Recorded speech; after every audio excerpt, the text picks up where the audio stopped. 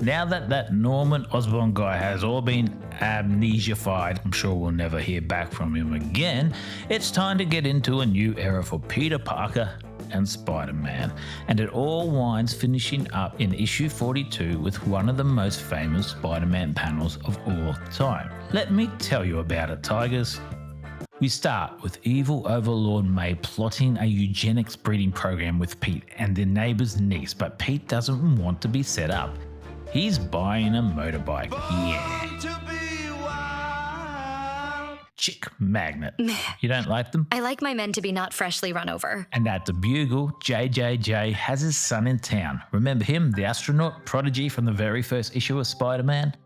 Anyway, he's a fan of old Spidey after being saved, but his old man's annoyed because John can't divulge info from his latest trip into space because it's classified, even if he does mention the space spores. Spores? Space spore. Elsewhere, in the desert, a new bad guy wearing a suit that looks like a rhino, and has a horn like the rhino, and calls himself the Moose. What? Nah, jokes. Calls himself the Rhino. Smashes through guards and concrete barriers alike. But wait, what's this? Peter runs into the one and only Betty Brant. No. It's a weird reunion. Like, I know Pete was torn up over her, but it also really doesn't feel like she's been gone that long. They chew the fat a bit. Pete realises, well, I kind of am over her. Then Ned Lead turns up, and Pete's like, I'll leave you two to it. They bought her back for that. One word. Closure.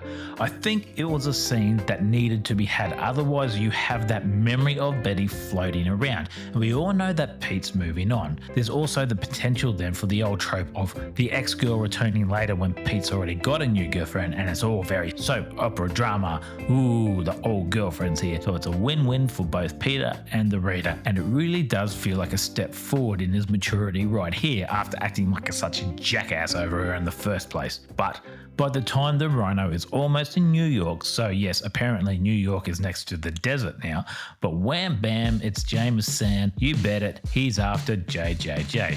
Except he's not, he's after his son John, and he nabs him, enter Spidey, and one slug on the Rhino and Spider-Man's like, ow, he's as strong as. A rhino? I was going to say 272 circus clowns, but yeah, yours works fine. They tussle, Spidey slugs him, but the Rhino doesn't seem to even feel it. In fact, his own hands feel it more, but where he lacks strength, Spidey has speed. He flips, he cartwheels, he kicks, but even that does nothing. Rhino charges once, twice, 3 times. Spidey webs him up, but it's not enough. When the Rhino comes in again, Spider-Man wraps his legs around him and forces his face to plant in the ground. Powerful costume, too bad about the face hole. From here it's the same. Cop turns up, Jameson says Spidey's in cahoots with the villains he just beat. But wait, what's this? This time, Pete gets home and gets on his brand new motorbike. And he runs into Gwen at college. Well, golly gosh, the man was right. Because this time, they don't trade barbs. It's almost as if sparks fly. Spidey's at it again. He's robbing another bank. Seriously, I would like to know how many times he's been set up in this way. I think we need a counter. But wait, as it turns out, this is actually Peter Parker. No, for real. So what's going on? But of course, Jameson is all over this, and he wants, whoa, John Jameson is suddenly overcome with an illness, and he can barely stand. It must be those space spores. He leans over. The metal pole buckles from his strength. Turns out his strength is off the charts and is hard to control, so they have to make a Stark designed suit that allows him to function normally. Of course, Triple J's in his ears. Hey, remember that spider guy? Well, he was seen robbing a bank earlier. Elsewhere, Pete goes to college. Gwen invites him to a party, but oh no, he's promised to meet this Mary Jane girl for the first time. So again, he has to bail immediately after an invite. Afterwards, he dons his Spidey mask and runs into a suited up John Jameson. They tussle, but Jameson's son is built like iron. Spidey needs more leverage, so he weds up a bunch of bricks and hits him with them, and even that doesn't work. So he sprays him in the face and gives him the old heave-ho and bails. Flashback to when Peter Parker went to the bank. His spider senses triggered. The bag with the dollar sign on it. It's a bomb. So, he's not a crook? I mean, did you really have to ask? Anyway, Spidey sees Jameson, tells him to call the bank, and we get one of these. Now it's got me worrying how often this has been drawn over the years.